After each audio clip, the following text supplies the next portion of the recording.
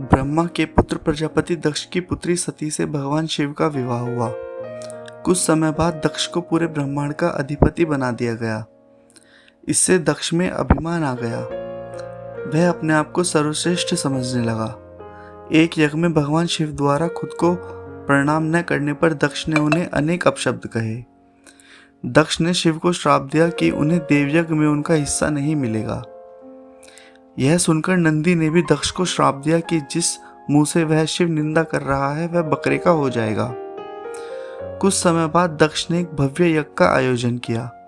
उसमें सभी देवी देवताओं को बुलाया गया, पर अभिमानी दक्ष ने शिव को उस यज्ञ से बहिष्कृत कर दिया।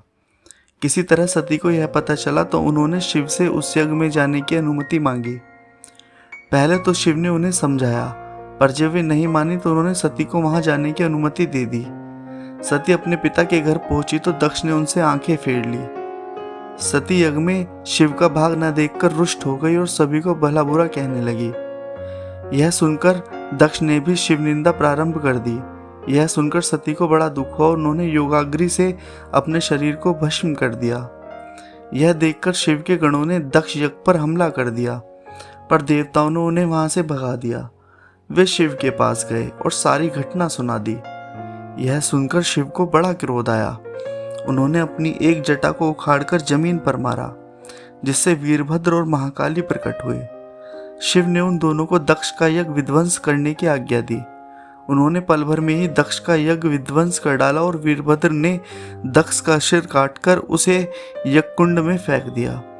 यह देखकर देवताओं में हड़कंप मच गया और उन्होंने शिव स्तुति प्रारंभ कर दी। उनकी स्तुति उन्होंने सभी को जीवनदान दे दिया और दक्ष के शरीर पर बकरे का सिर लगाकर उसे भी जीवित कर दिया। बाद में शिव की अनुमति से दक्ष ने अपना यज्ञ पूरा किया। अपनी प्रिय पत्नी के शव को लेकर शिव पूरे ब्रह्मांड में घूमने लगे।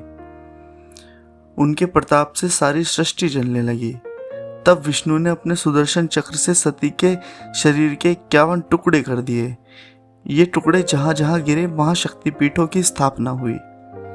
तब सती का पूरा शरीर कटकर गिर गया तो भगवान बहुत दुखी हुए और कैलाश पर जाकर एकांत में समाधि ले ली।